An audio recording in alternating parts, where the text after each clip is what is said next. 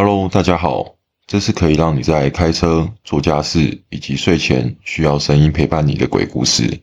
那故事开始了。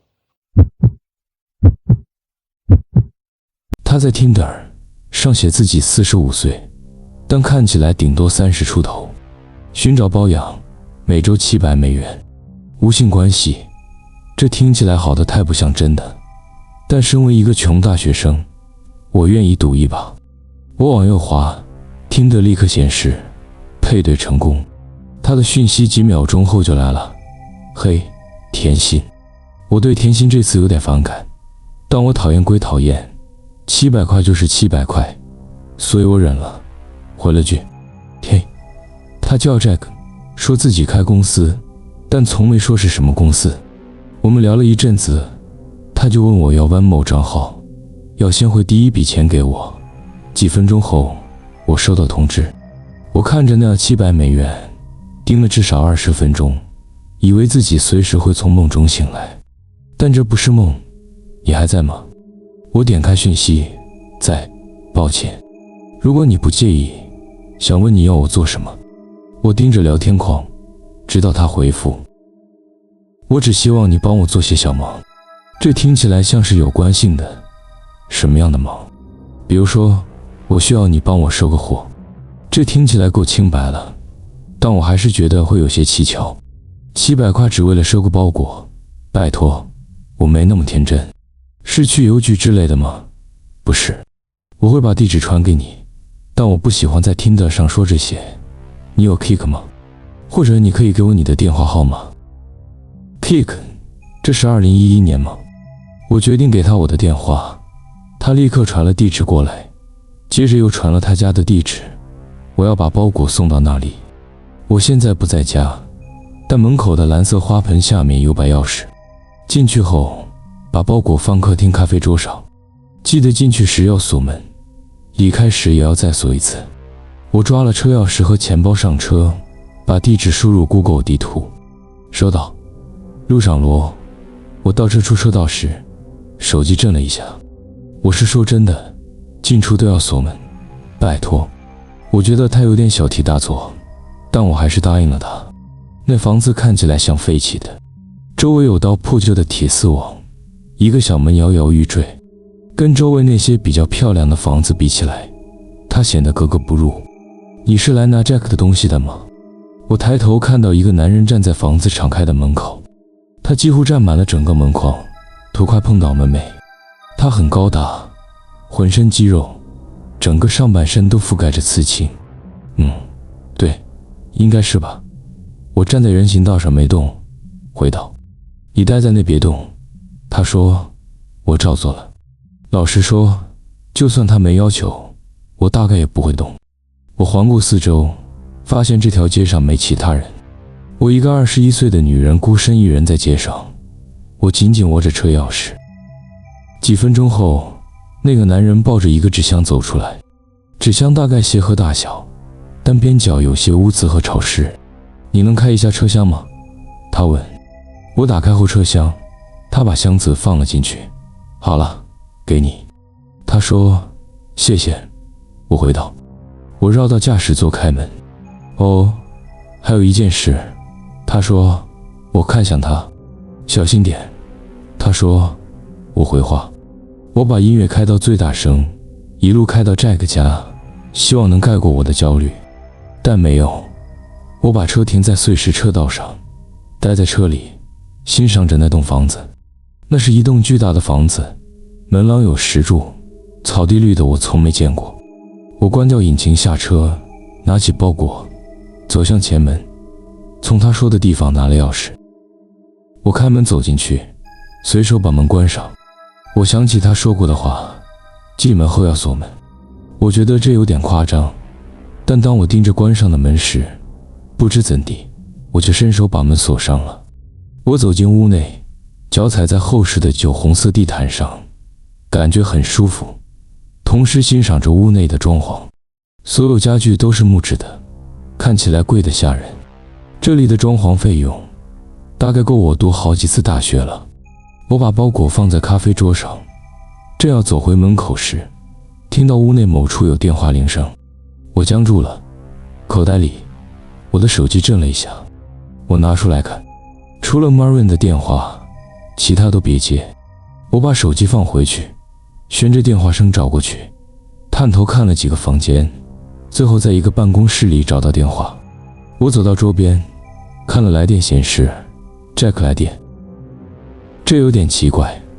我拿起我的手机，又看了一次讯息，我开始感到有点毛毛的，决定不接电话，以策安全，然后离开了房子，记得锁门。从那以后，我帮 Jack 做了几次类似的事儿。我开了一辆 BMW 到另一个城市的随机公园，然后下车开另一辆车回到 Jack 家。他让我跟他的员工见面吃午餐，那人给我一个公事包，要我送到我第一次去的那栋房子，并告诉我他会知道我是否有偷看里面。有几次，他还让我开车到同一栋房子，跟那个叫朱利欧的家伙待一段时间。总共我赚了大概$3500。最近一次 Jack 叫我在他家过夜，我醒来时收到他传来的简讯，我需要你在我家过夜。我从来没亲眼见过他，但跟他通了几次电话。他接着说，如果我遵守几条规则，他会付我$1000让我过夜。那天晚上我开车到他家，车道上没车，平常也是这样，但门廊的灯亮着。我走上去开锁，进去后又把门锁上。屋子里的一切看起来都没变。Jack 在电话里跟我说，他会把规则清单放在餐桌上。我把所有东西都放在客厅里，我的行李跟里面那些昂贵的家具比起来，简直像垃圾。我逛到厨房，然后到餐厅，果然，木桌上有一张纸，被一个空杯子压着。进来时锁门，只接 Marvin 的电话。晚上9点到11点之间不要开任何水龙头。晚上10点后，任何人都不要开门，不管他们自称是谁。如果走廊尽头的一处门开着，就睡图书馆；如果关着，就睡任何一间卧室。园丁午夜会来，如果他开始敲窗户，就躲起来。把电视打开，让他整晚播放雪花杂讯。切勿忘记这么做，冰箱里的东西随便吃。我早上会付钱给你。晚安。我确保自己遵守了所有规则。老实说，我有点后悔这个决定，但既然我已经来了，而且也拿到钱了，我还是决定留下来。我想只要我遵守所有规则，我就会没事。不过这感觉还是有点怪。这是什么？鬼屋吗？总之，我在屋子里闲逛了几个小时，因为我打算9点左右睡觉。那时候所有奇怪的事情都会开始发生。8点50分，我刷了牙，这是9点前最后一次用水龙头。我检查了走廊的衣橱，看到门是开住的，我就把东西搬到图书馆，准备睡在沙发上。我把门都锁上，以防万一，然后躺在沙发上滑手机。Jack 没有再传讯息给我，我开始想着各种情境和原因，猜测他为什么在家里有这么严格又奇怪的规则。我不知什么时候睡着了，因为晚上10点16分点整，我被门铃声吵醒。我正要起来查看，但突然想起那条规则：晚上10点后，任何人都不要开门，不管他们自称是谁。我待在沙发上，尽量不动，生怕他们听到哪怕一点点声音。是警察，开门。我没动。哈罗，是警察，开门，不然我们要进去了。我还是没动，但我能听到心跳声在耳边砰砰作响。那之后安静了一阵子，然后门铃又响了。嘿，我是 Jack， 让我进去。声音听起来像 Jack， 但我还是没起身。他应该有钥匙吧？为什么需要我开门？这种情况持续了将近1个小时。不同的人会按门铃，说是谁谁谁，然后在我没有回应后消失。我终于睡着了，而园丁从来没有来。第二天早上我醒来时，听到厨房里有人。我慢慢的起来，尽量轻的把门打开，带着手机穿过客厅走到厨房。我在入口处停下来，探头往里看，是 Jack。他站在炉子前，搅拌着什么。咖啡机在他身后的柜台上煮着咖啡。嘿，早安。他看到我时说，嗨。我紧张地回道，我之前从未亲眼见过他，但他看起来跟他网络上的照片一模一样。炒蛋吗？他用木勺指了指锅子问道。对，谢谢。我回道，走过去接过他递来的盘子。我默默地吃了早餐，喝了咖啡。所以怎么样？他问。还好，没发生什么特别奇怪的事。我回道。酷。他回道。房间里弥漫着一股尴尬。我想我现在要走了，我有课。我话说到一半，其实我没有，但我真的想离开那里。哦，不对，当然，我们改天再聊。他回道。我拿了我的东西，他送我到车边。我能看到他站在车道上，盯着我离开。我到家后，把所有东西拿出来，发现那张清单还在我身上。我坐在床上，又读了一遍。我感觉身体紧绷起来，因为我意识到自己忘记了一件事。把电视打开，让它整晚播放《雪花杂讯》，切勿忘记这么做。把电视打开，让它整晚播放《雪花杂讯》，切勿忘记这么做，切勿忘记这么做。我盯着纸上的字，直到它们失去意义。旁边，我的手机震了一下，把我拉回现实。那是那笔$1000的款项。我看了看手机，然后又看回清单。也许这不是一个重要的步骤。我正想着这件事时， Jack 的一条简讯进来了。我现在不在城里，下周应该会回来，所以这段时间你不用再帮我跑腿了。钱刚会过去，去玩得开心点。我盯着讯息，又读了一遍，再一遍，再一遍，确认一下。我现在不在城里。我回想起今天早上 Jack 怎么在他家里，他怎么给我做早餐。我现在不在城里。几分钟内又来了一条简讯，这次是个我不认识的号码。你是不是忘了做什么？这条简讯后面还附了一张 Jack， 或者说这个 Jack 本人的照片，站在电视机前的样子。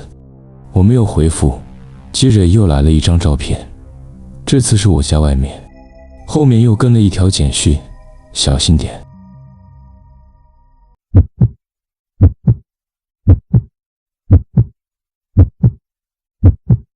我跟我老婆Lin在一起已经6年了，结婚也快满1年了。我们的感情一直都很正常，从来没出现过什么怪异的行为或让我警觉的事。说真的，这次发生的事情完全不像他会做的事，真的很反常。Lin是个很温柔、聪明又体贴的人，他一直都很实际，从来不会做那些幼稚或故意吓我的事情，这根本不像他平常的性格。他甚至不喜欢看恐怖片。刚交往时，他答应陪我看《闪灵》，因为知道我很爱恐怖电影。结果他吓得连电影还没看完一半，我们就得把它关掉。他不喜欢那些诡异的东西，也从没搞过恶作剧，这些根本不是他的风格。而且这样也没什么不对，这就是为什么这件事让我觉得特别怪，完全不像他。我还得说，他从来没遇过心理健康问题，据我所知，他家族里也没有相关病史。我知道有些人会隐藏心理状况，但我们在一起6年，我想我应该早就看出什么迹象了。2个月前，我在厨房准备上班前的咖啡。那天早上我有点晚了，知道没时间去买我平常早上爱喝的 Dunkin' Donuts。我一边赶着往前门走，一边啜了口咖啡。突然看到Lin从前面拐角偷看我，只露出他的眼睛和一缕长长的黑发贴着墙，身体全藏在角落后面。那一瞬间差点把咖啡洒出来，嘴唇也烫到不行。天啊，Lin！我一边用裤子擦掉几滴咖啡，一边说，你吓死我了。他立刻像被抓到的小孩子一样，突然从视线中消失了。我听到他匆匆跑向客厅，等我走到前门时，他已经看不见了。正如我说的，这行为真的很奇怪，完全不像他平常的样子。但我也觉得他变得有点调皮，不那么严肃，反而有点好笑。我大声喊着我爱他，还笑称他怪怪的。关上门时，我听到他的笑声。他的举动确实有些怪异，但也没到需要找神父来的地步。午餐时我已经忘了这事，回家时他又恢复正常。我没提起这件事，他也没说，生活就这样继续着。接下来的事件发生在3天后，大约凌晨2点，我醒来想去喝点水。当时我站在厨房中岛，手里拿着一壶柳橙汁，突然有种强烈的感觉，好像有人在盯着我看。不知为何，我低头看地板，却看到我妻子那张带着微笑的脸正盯着我。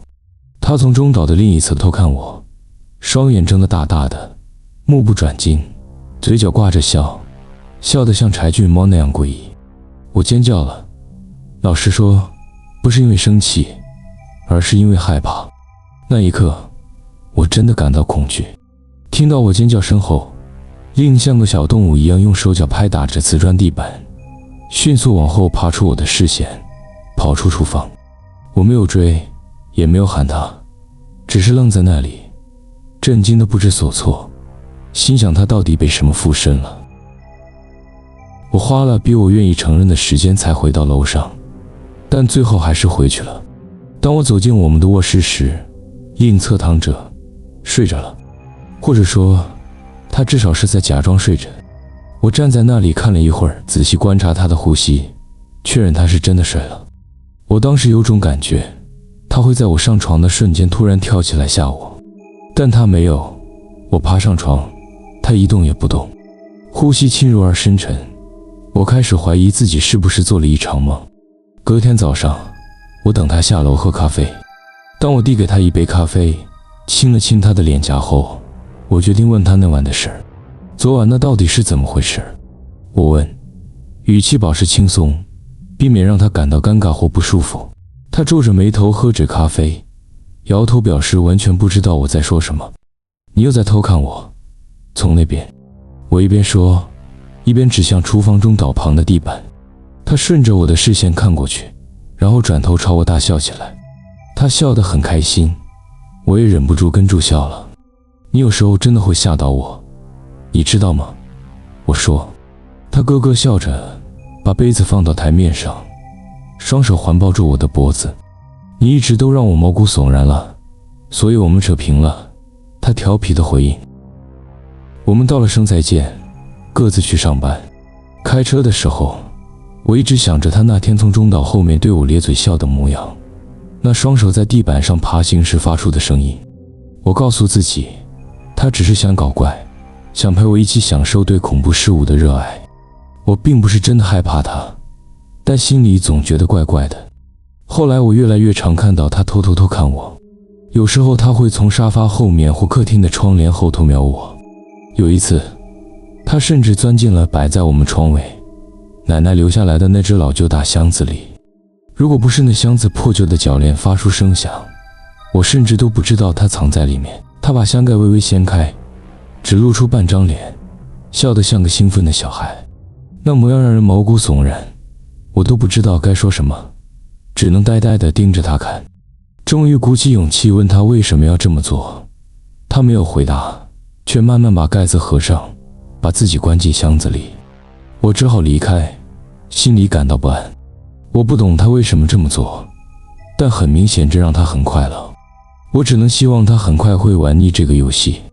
接下来2个星期，丽没有再偷看我。我开始以为他已经放弃这个奇怪的恶作剧，心里松了一口气。有一天晚上，我们在看 Netflix 节目，我开玩笑说最近没看到他偷看我，应该是他放弃了这个间谍游戏。他抬头对我微微一笑，说也许我只是变厉害了。我没有多说什么，但心里在想，他到底是在开玩笑还是认真的。接下来几天，我脑子里一直想着他说的话，他是不是还在我不注意的时候偷看我，只是我没发现。如果是这样，他到底从中得到了什么？我开始变得疑神疑鬼，总是忍不住检查他是不是藏在转角或门后。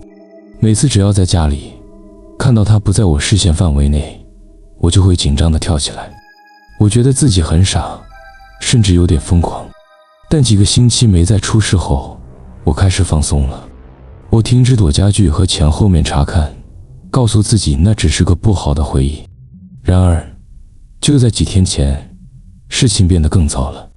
那天另去朋友家，我一个人躺在沙发上玩笔电游戏。大约晚上9点，我进了浴室洗澡。当我正洗头把肥皂冲掉时，那种被盯上的恐怖感突然袭来。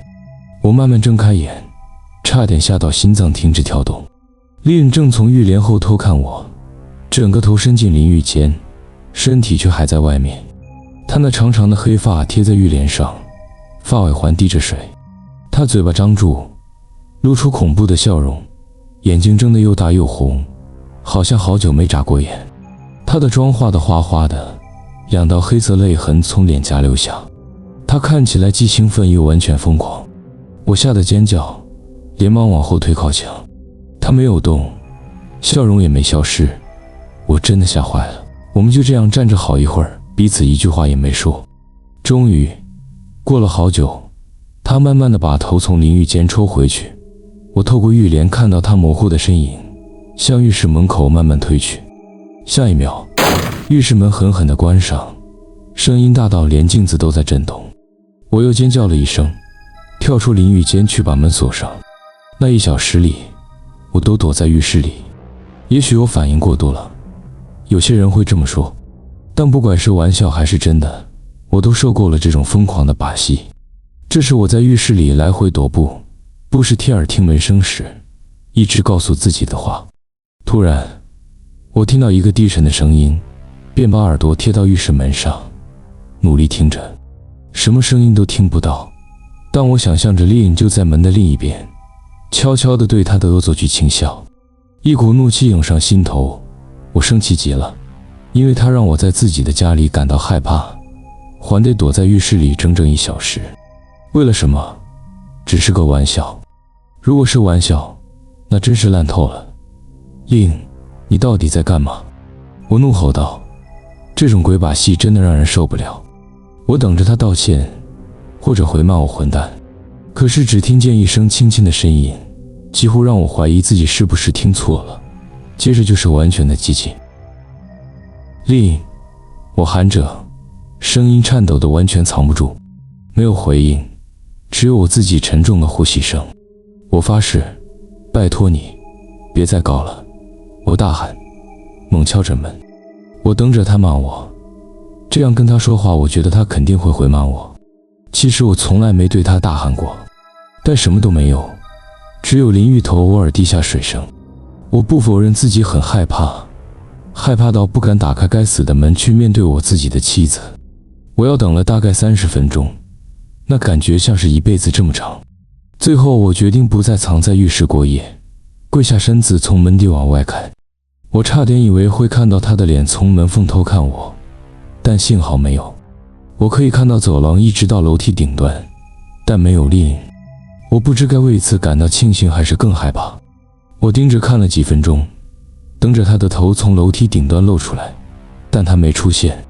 我站起身，手悬在门把上，心里准备好要开门。我颤抖着手慢慢转动锁，这样猛地拉开门时，突然听见一个声音，想到现在还让我感到一阵恶心。一声呻吟，比之前更响，但这次我能确定声音的来源。我缓缓转头看向衣橱门，竟然和我妻子对上眼。她正从微开的门缝偷看着我，她的眼睛依旧睁得大大的，嘴巴张成我见过最恶心又扭曲的笑容。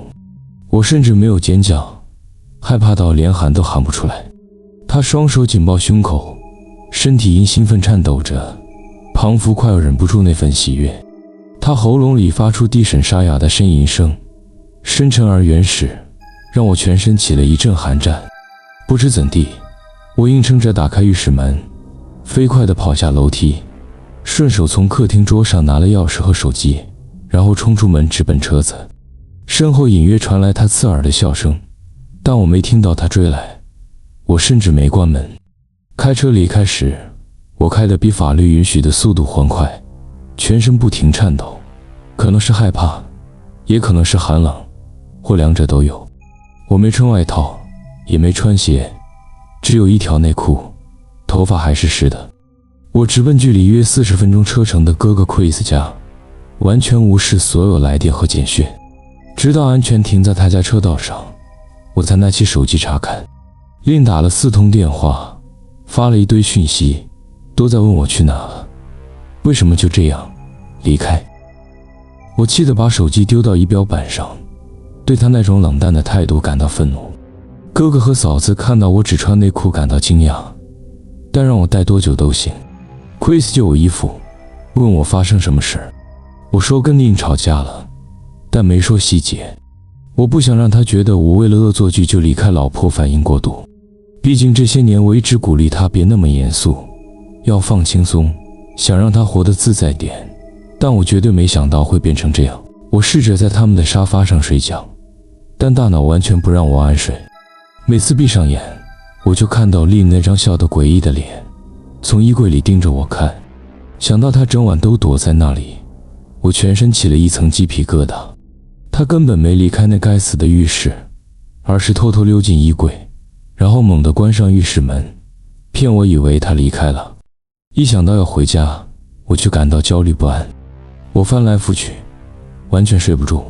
Chris 给了我一颗安眠药，让我稍微休息了些，但梦境全是Lynn那张诡异的笑脸，让我心惊胆跳。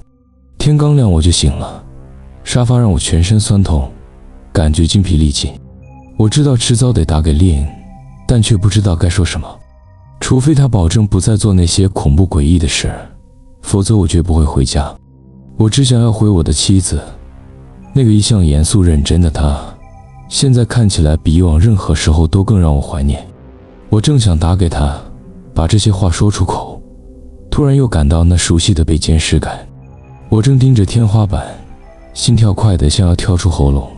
虽然害怕，但我不想移开视线，然而越忽视这感觉越强烈。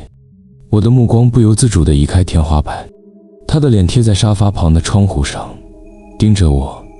那张扭曲的大笑嘴巴没有任何改变，口水从他嘴角滴落，在玻璃上留下2条长长的痕迹。我不知道他在那里多久了，但感觉他已经待了整晚。我没尖叫，当下愤怒盖过了恐惧。我从沙发跳起来，重重拍打着玻璃。Lynn，你疯了吗？你到底怎么了？快回家！我喊道。现在他没有动，脸上的诡异笑容反而更加灿烂，仿佛他从未如此兴奋过。我听见 Chris 和他妻子在楼上动静，仿佛他能听到。他的头微微朝他们的方向动了动，然后慢慢合上嘴巴。Chris 担心地从楼上喊我名字，我转头看到他和 Rebecca 匆匆下楼，回头望向窗户，Lynn已经不见了，只有玻璃上那2条口水痕迹证明他曾经存在。我试着跟 Chris 和 Rebecca 解释我醒来时看到Lynn透过窗户盯着我看的事，他们半信半疑。谁会不疑呢？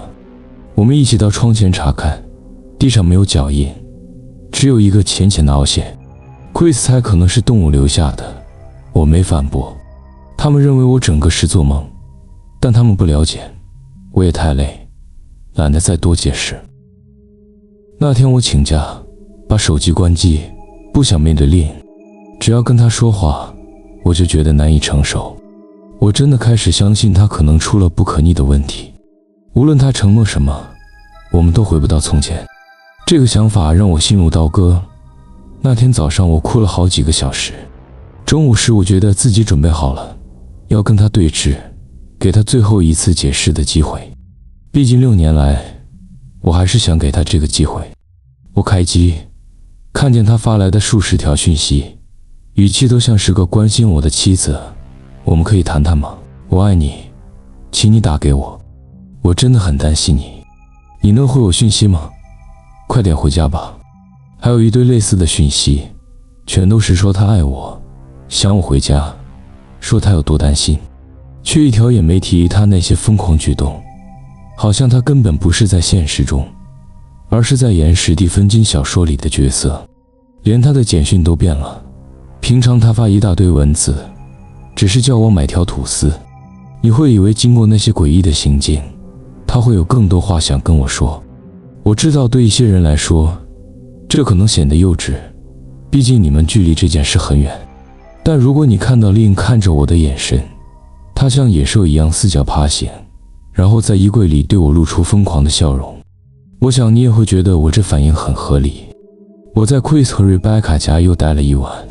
昨天我直到中午过后才醒来，幸好没看到令透过窗户盯着我。我不想多管闲事，这不是我的位置。但你们这次吵架，有办法修补吗？ Rebecca 一边给我们两人做三明治一边问。我知道她想打开话题，但又不想让人觉得她太爱管闲事。我不知道，她好像变了个人。我谨慎地回答，还没准备好让她和 Chris 知道我真正面对的那种疯狂。人会变，笨，但她还是你娶的那个女人。或许你们只是需要好好谈谈，无论发生什么事，我相信都能解决。她说，像个调停者一样。我觉得事情已经超出谈判范围了。我不认为说开了会有用，我就是不信任他。我说，这话刺痛了我的心。我想念他，也爱他，但怎么可能和这样的人生活？永远活在恐惧中，一点都不吸引人。令爱你，他一定很痛苦。他说，我不太确定。我回答，我倒是觉得是真的。我从没见过他这么难过，完全不像我认识的丽颖。Rebecca 摇着头，神情哀伤。她的话让我陷入沉思，感觉一股恐惧慢慢爬上皮肤。等等，你是说，你见过他？你见过丽颖？我喉咙一前二进。Rebecca 若无其事地点头，好像这根本不算什么噩梦一样。或许对她来说，真的是如此。她今天早上来过，在 Chris 去上班后不久。她一边收拾餐盘一边说，不过我没看到他的车，也许他是搭 Uber 来的。他说了什么？他有进来吗？我问，额头开始冒汗，眼睛四处张望，像是在寻找潜藏的猎物。没有，他只是问你醒了没。我说你还没。我问他要不要叫醒你，但他说不用，就让你睡。他一边洗碗一边说，就这样，他没有说别的吗？我追问，没有，但他看起来很糟，像是几天没睡。我觉得你应该打给他。我从桌旁站起，谢谢 Rebecca 准备午餐。知道他至少没进屋，我稍微松了一口气，但还是想再确认门锁好了没。我坐着，心里想着下一步该怎么办。我不想回家，但觉得有责任帮助丽颖。如果能帮她的话，我得尽力。难道我不是发过誓，要爱她，尊重她，无论生病还是健康？她明显很不对劲，我真的相信她生病了。我必须试着让她得到帮助，但我根本不知道从哪开始。我不想叫警察，况且我该怎么跟他们说？说老婆一直在偷看我，说她变得很诡异。尽管她行为怪异，但还没犯什么罪，至少现在还没有。警察大概会说我小题大做，但这不是玩笑，感觉很不对劲，甚至有危险，像她笑容背后藏着什么阴暗的东西。身为丈夫，我确实有权利让她接受精神评估，但如果她在医生面前表现正常怎么办？她明显已经骗过 Rebecca， 让人以为她只是个担心老公的妻子。只要医生觉得她没有伤害自己或别人的倾向，72小时后就会被放出来。我感到茫然又不知所措，所以我做了任何处于我这种境地的丈夫都会做的事儿。我打给了她妈妈。我真的不想打，拜托相信我。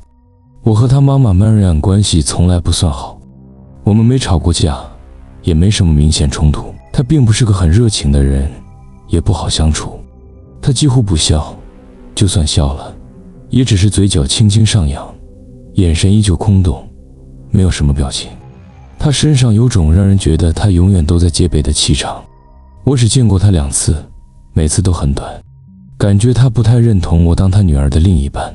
令总是很快把我们送走，不想让我感到尴尬，对此我心存感激。跟她母亲相处简直像踩着玻璃走路一样难受。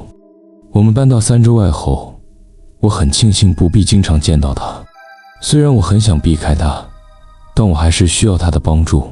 其实我一点也不想跟他讲电话，但我必须找个人谈谈，而且这个人比我更了解丽。于是我咬紧牙关，做了不得不做的事儿。他接起电话，语气已经有些不耐烦。Marianne， 是我 ，Ben， 你现在方便聊聊吗？我能听到他发出咂舌声，听起来很烦躁。我正忙着写支票，但如果你坚持，我可以空一会儿。你想谈什么 ，Benjamin？ 他冷冷地说：“是关于 Lynn 的。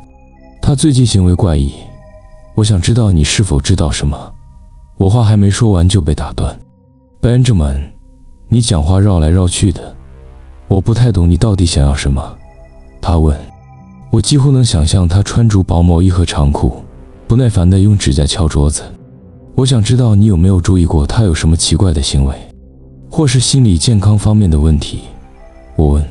电话那头沉默了一会儿，我不知道是他在思考，还是有其他原因。几秒后，他开口了。Benjamin， 我不知道你这是不是什么玩笑，但我可不觉得这有什么好笑的。正如我说的，我还有事要忙。如果你不介意，他想挂断，但我赶紧打断他。Marianne， 这不是玩笑，我真的很担心Lynn的心理健康。她最近行为很反常，我很担心她。作为她妈妈，我以为你也会担心。我语气中带着明显的焦虑。如果你真的担心，那我建议你找专业医生来处理。我不明白你到底想从我这里得到什么。他冷冷地回应。我能感觉他随时准备挂电话，但我拼命不想让他挂。我觉得他知道的比他说的还多。拜托了，如果不是为了我，那也为了Lynn好吗？我试着哀求。我听到他轻微又颤抖的吸气声，仿佛他在努力维持那冰冷的态度，但快撑不住了。Marianne， 怎么了？我想问。Benjamin， 我真不知道该怎么跟你说。我的建议就是寻求专业帮助，不要再打来了。再见。他说完就挂了电话。我试着理清这通电话和他拒绝帮助的原因。即使他不喜欢我，为什么不愿帮自己的女儿？我不理解。我反复回想对话，想找到自己漏掉的细节。过了一会儿，我差点放弃，直到我想起他最后那句话，寻求专业帮助。他说这句话时，语气带了些急促。我也许是自我安慰，但我确定他的声音微微变了，好像那句话特别重要。他到底是什么意思？我以为他指的是医疗专家，但也许他指的是其他人，某个他不敢明说的人，或者是我太绝望了。我等 Chris 回来，经过一番冗长又疲惫的对话，我说服了他和 Rebecca， 让他们相信 Lynn 真的需要精神科协助。我没说全部细节，还没准备好，但我提到了我们最后一次见面。他藏在浴室，从一处偷看我。他们显然震惊了，但幸好相信我。他们也想帮他，只是觉得情况没那么严重。奇怪是奇怪，但不至于危险。他们一直说 Lynn 可能只是在开奇怪的玩笑，也许是为了 YouTube。 Rebecca 半开玩笑的猜测。 Chris 觉得还不用报警，他提出陪我一起去，我爽快答应。他认为冷静地跟他谈，试图说服他自愿接受帮助，是最好的办法。我同意照他说的做，至少我不会独自回那屋子。今天早上吃完早餐，我们开车去了。晚上我绝对不敢去。车子开进车道时，我胃里翻腾。他的车没停那，但我依然不敢松懈。前门半掩着，我差点以为会看到他的眼睛透过门缝盯着我。我全身发抖，开始冒汗。Chris 倒是轻松，他手插口袋，像散步似的等我开门。我真羡慕他的淡定。我推开门，一股腐臭味立刻冲鼻。Chris 也闻到了，皱着鼻子跟住我走进屋。你们这里地板用什么清洁？屎吗？ Chris 嘀咕。闭嘴。我说，眼睛快速扫视，找寻Lynn的踪影。这栋房子早上10点了，却死一般安静且黑暗。所有窗帘紧紧拉上，不让一丝阳光透进来。如果不是我2天前才离开，我还真会以为这房子被遗弃了。我们逐间房小心搜寻，检查他可能藏身的每个角落，偶尔轻声喊他的名字。你他妈为什么一直往沙发底下看？ Chris 终于忍不住问。我们不是在找你老婆吗？他看我的眼神像是在看傻子。我们还是先上楼吧，我低声说。他摇摇头，但还是跟住我上楼去检查浴室和备用卧室。走上楼梯时，我踩到几块碎玻璃，发出嘎吱嘎吱的声响。我注意到挂在楼梯墙上的我们婚礼合照被砸碎了，画框歪斜，玻璃全碎裂不见。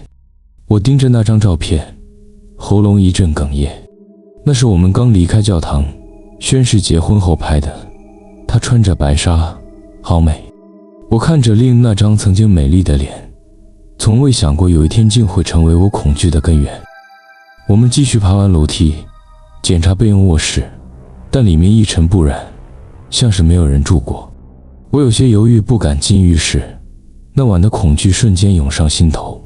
Chris 看出来了，主动说他自己去，但我不允许他独自面对。于是我们一起走进浴室，检查衣柜和淋浴区。浴室看起来像是自我离开后就没被碰过。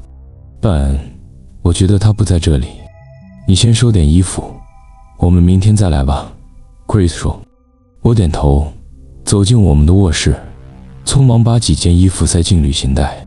打开衣柜时，我闻到那股臭味，差点呕吐。Chris 看到后脸色瞬间苍白，他不得不走到楼梯旁，远离那令人作呕的景象和味道。我震惊地低头看着衣柜里的东西，地毯上浸满液体，至少有12颗眼球，整齐地成双摆放着，有些大如1枚25美分硬币，有些小得像弹珠。我盯着这些他从小动物身上采集来的眼球，心中忍不住怀疑他是怎么弄到的，想起来就全身发冷。老兄，我以为掰可爱鞋子已经够夸张了。靠，你老婆居然在这里搜集眼球。 Chris 一边前后一边说。但我觉得我们该走了，他从走廊喊。好。我抓起旅行袋，关上衣柜门，封印我的新噩梦。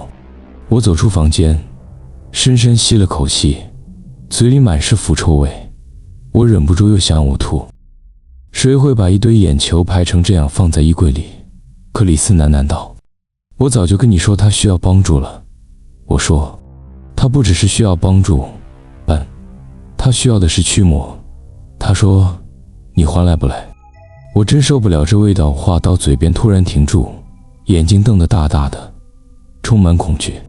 我没问他为什么，因为我感觉到了，有人在看着我，而我知道，不是衣柜里的那些眼球。我缓缓转身，视线在卧室里慢慢扫过。天啊！我喃喃低语，终于看到我们漏掉的那个角落。床底下蜷缩着一个人，侧躺着，眼睛亮得像个兴奋过头的孩子。她就是我的妻子。她双手合十，靠近下巴，微微颤抖着。她知道自己被发现了。我听见她发出轻微的声音，像是咯咯作响，兴奋得快控制不住自己。那张大大的笑脸和放大的眼睛让人毛骨悚然。我全身上下的本能都在叫我逃跑，但我忍住了。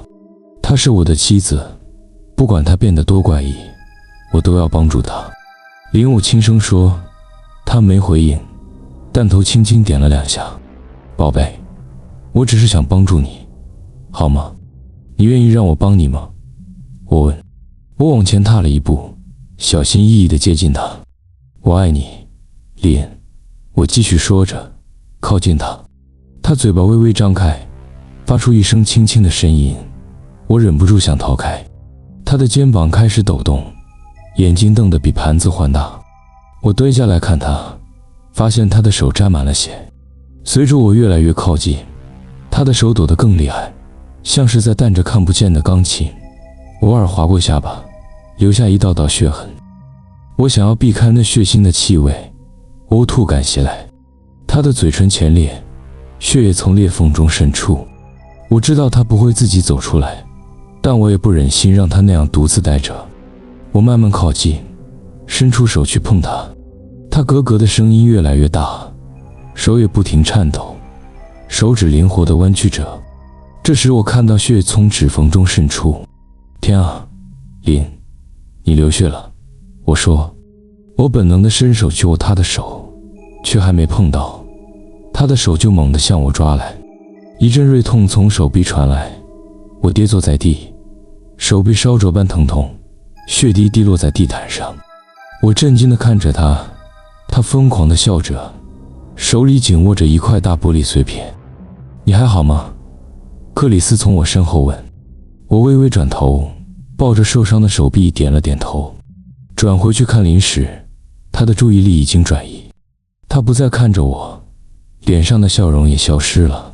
他正用一种猎豹盯着猎物的眼神怒视着克里斯，嘴巴还张着，但扭曲成一个撞死地猴的表情。我站起身，慢慢往走廊后退，生怕一转头他会冲过来。他流血了吗？克里斯问。话音刚落，林迅速从床底钻了出来，手里还紧握着那块玻璃碎片。克里斯，快跑！我喊。他好像吓得动不了。几秒后，我感觉背部撞上他，他依然站在楼梯口，眼神直盯着我妻子的可怕模样。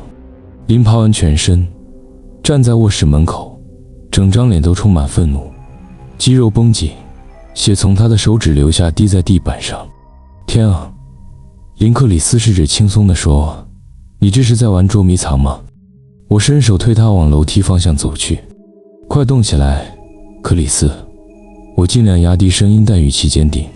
林的头猛然左右点动，嘴巴越张越大，几乎贴到胸口。我听见克里斯低声念着祷告，接着开始跑下楼。我站在楼梯口，心里挣扎着，想帮助明显需要救助的妻子，还是保护自己。我只是想帮你，我哽咽着说。他的眼睛重新锁定我，慢慢抬起手中的玻璃碎片，朝我冲过来，脸上带着极度兴奋的笑容。幸好我本能反应，飞快地跑下楼梯，一步跳过2、3阶，直奔前门。刚到门口，他猛地扑向我，双臂缠住我的脖子，嘴巴大张，在我耳边发出那种令人毛骨悚然的咯咯声。我用力甩开他，把他推倒在地，背部感到剧痛。我迅速打开前门，一口气冲到车子旁。克里斯已经站在院子里，电话里正跟警察联络。我没说话，直接跳上车。克里斯接着跟住我上车，还在跟911通话。我看着后视镜，心想他肯定会追过来，但他没有。我直接开到急诊室，手臂缝了11针，背部缝了3针。警察问了很多问题，也回去房子搜查，但当然林已经不见踪影了。他们建议我先去朋友或亲戚那里避一避，再尽快申请保护令，但我知道这些都没用。我不知道为什么，就是有种直觉。我把 Chris 在回家后开车离开，一路往远方开。最后我找了一间距离1个小时车程的汽车旅馆住下。我只想离林越远越好。